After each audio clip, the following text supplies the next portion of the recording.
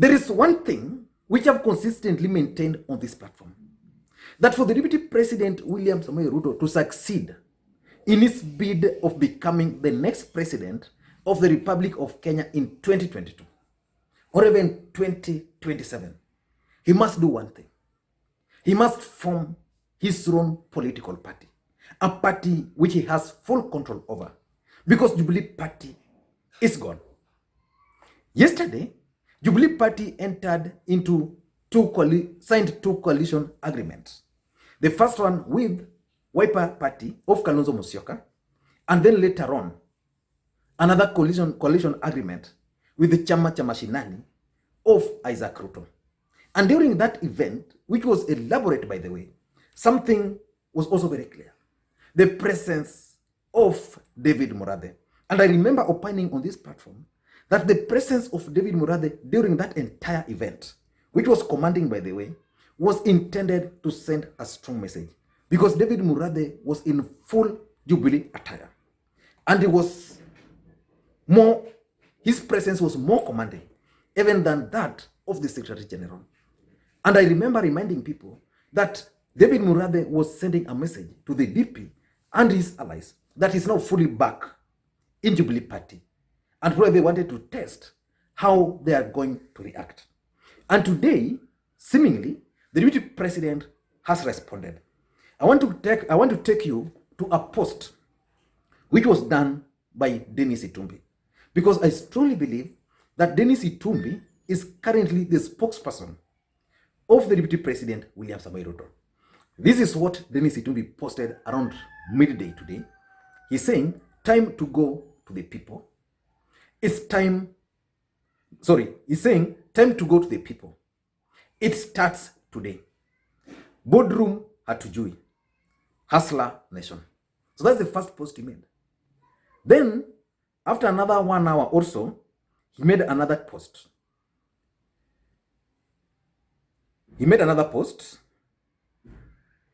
Exactly 1 hour later. Jubilee Asili Center. And he captured it. No, he had a kind of logo, Jubilee Asili Center, and captioned it Jubilee Asili Center. And from anybody who understands Kenyan's politics, this Jubilee Asili Center has deliberately omitted red color as part of this logo. It has yellow and white. Jubilee Party had red and white. If you remember, William Ruto came into Jubilee in 2013 via URP. URP Party was yellow. Yellow was the color for the URP Party. So by omitting red and making it yellow now, it means Ruto and his team are leaving Jubilee for Uhuru Kenyatta, the red one, because it's Jubilee, the red one was actually associated more with the TNA of President Uhuru Kenyatta. Then now he has Jubilee Asili Center. Remember, we have Jubilee headquarters, Jubilee Center. So now they have another one, which is now the Jubilee Asili. It's going to be interesting. And then, around 4 hours later, which is 1 hour from now, that's around 4, Dennis Itumbi is posting. DP William Ruto currently meeting all the currently whipped legislators at the Jubilee Asili Center. Message: let us now play our role on other matters now that you are free of parliamentary leadership responsibility. Move from boardrooms and interact with the hustler nation. We remember that President Uhuru Kenyatta recently de-whipped several Jubilee leaders from key parliamentary duties, both at the Senate and at the National Assembly. One of the guys who was de-whipped is actually Ben Washiali, and there are several. There's Moses Kuria, specifically most of them from Rift Valley and Central Kenya. But why would the Deputy President pick only those who are de-whipped? He's also sending a message to the president that I'm going to stick with these guys. Remember, Dennis Itumbi, who is making this post, was fired by the president, then found solace in the house of in the office of the deputy president. So he's also sending the message. But for me, I've always maintained that for the deputy president to succeed politically, he must form his political party. There's no shortcut about that. And why must he form his own political party? And now, of course, he's creating Jubilee Asili Center. Basically, that's going to be a center, kind of an office where they're going to operate. But why must he form his political party? Because all this, probably someone was wise enough to have registered Jubilee Asili Party. Either they're going to buy it, or if the system had thought and secured that name, then they're just going to use Jubilee Asili Center, but another political party. But why must the deputy president form his own political party? In my view, 3 or 4 reasons. Number one, why he must do this as a matter of urgency is that the deputy president needs to focus now on 2022 presidential bid. It's now clear that the president is not going to allow him. As a matter of fact, President Uhuru Kenyatta is not going to exit the political scene anytime now. And for him to do that, he must betray one man, William Ruto, because he had promised the DP that he was going to support him for the presidency. But the DP did not take care of his personal interest, of his political interest. But now he must focus. If he wants the presidency, he must focus.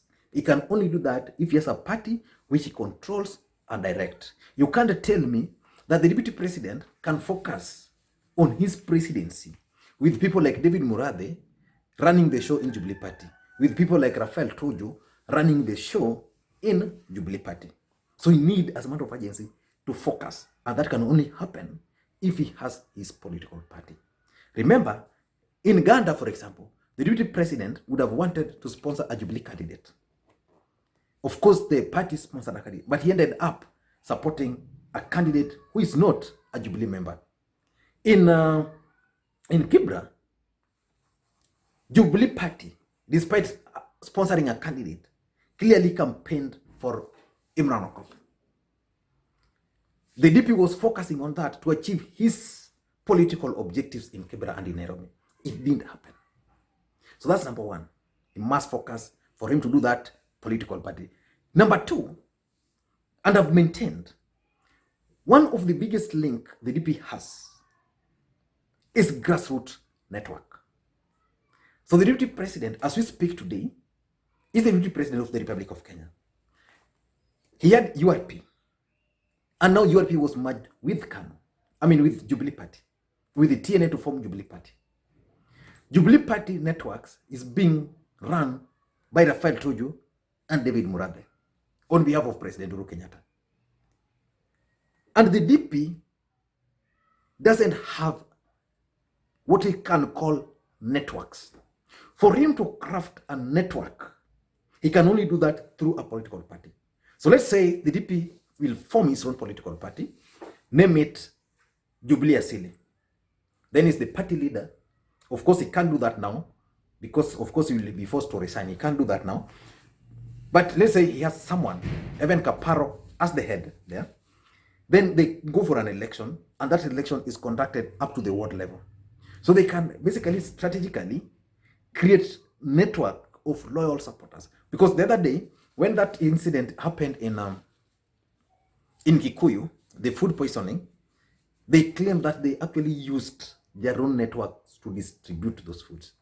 Which network? Church network. You can't rely on church in Kenya. Which network? Youth groups. You can't. The only people you can rely on are party officials. ODM, for example, has officials right from the polling station. So at the polling station, ODM has a structure there throughout the country. Then you go all the way to the ward, constituency, and the rest. So it means if Raila Odinga wants something, he can decide to call the national chairman, or go to the ward chairman, or go to the constituency chairman. So that's what the deputy president needs. Currently, he has people who are supporting him. but how are they integrated in the political party? So he must form a party for him to create those networks successfully. So that's number 2. Number 3 is for him to start funding this political party. Tell me, Jubilee as a political party gets funding from the political party's fund. Those funds are used to run Jubilee affairs. But the people controlling those affairs of the Jubilee Party are Rafael Tojo, David Murathe, and the chairman, Nzuya. All these people hate William Ruto with a passion. So they can't fund activities which are going to help the deputy president. But the deputy president has a deep pocket. He can decide to fund Jubilee as a political party. But he can't do that because the people running Jubilee today are not his people. So the option for him is to form his own political party, fund that party, fund the activities of that party. Like now, he was in Nairobi today distributing water tanks, car wash machines. It would have been better if he had a party structure. Then go to those people through the party structure. Because what he's doing today is that those things might actually end up in the hands of which kind of people? Brokers. Take, for example, the Inua Mama. He used to fund that Inua Mama completely, and people like Uhuru, who really benefited from it, decided to leave. But if he had a political party with the structures, then he can say, I'm going to Sarangombe ward in Kibra, then I'm going to use the party. Then the party officials can identify the locals there who subscribe to his thinking politically. Then those people benefits directly. But if you use brokers, some of them some of those organizations will end up in the hands of very wrong people. So he must now find a political party and fund that political party. If he wants to fund that political party, it can only happen if he controls that party. He can only do that with his own political party. Number 3 is for coordination. How many months are remaining to the next general election? Uhuru Kenyatta, Raila Odinga, wanajipanga. They've brought on board Gideon Moi. And by the way, there are certain people who believe that the emergence of Gideon Moi around Uhuru Kenyatta and now Kalonzo Musyoka is actually a strategy to isolate Raila Odinga.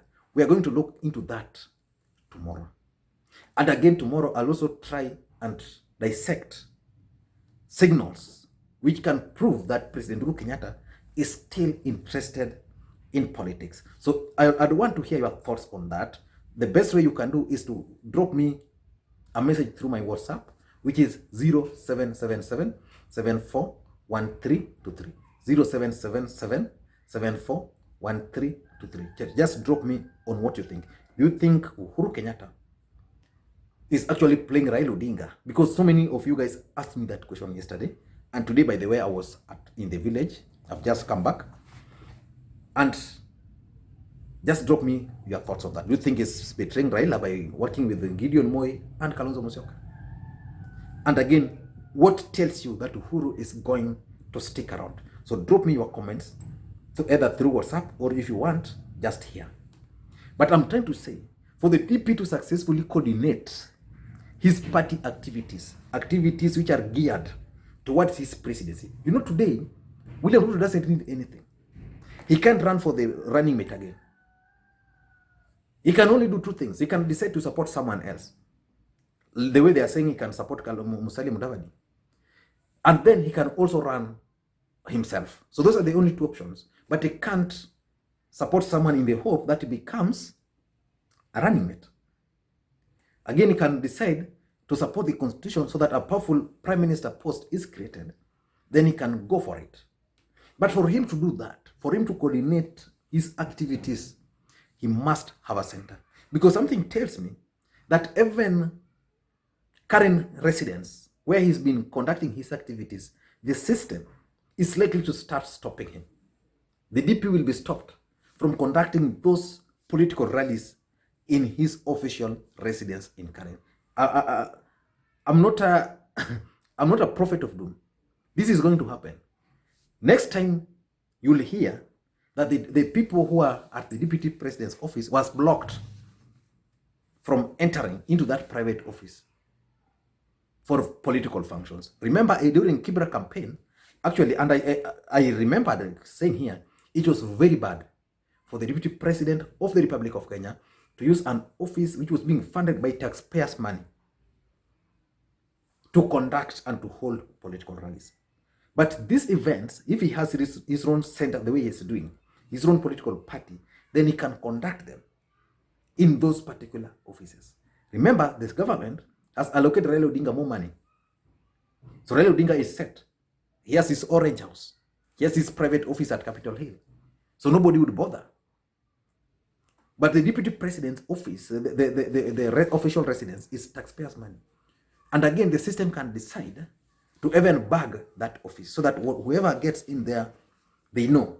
They can even decide to plant things there so that they can monitor whatever is happening there. So the deputy president might decide the best thing for him, open this center, then operate from that center, coordinate your all activities from that center. It's easier that way for me than relying in the office of the deputy president, Harambee House Annex, which is already tented, and then the current residence. I don't know what you think. And if you are watching this video for the first time, I want you to take a second or two, hit the subscribe button so that next time we produce a video like this, you get notified. And to the subscribers, I want to continue to thank you guys for your continued support. I was away today. I was in the village, and pokeni salamu from the village. Thank you guys, and please enjoy your day.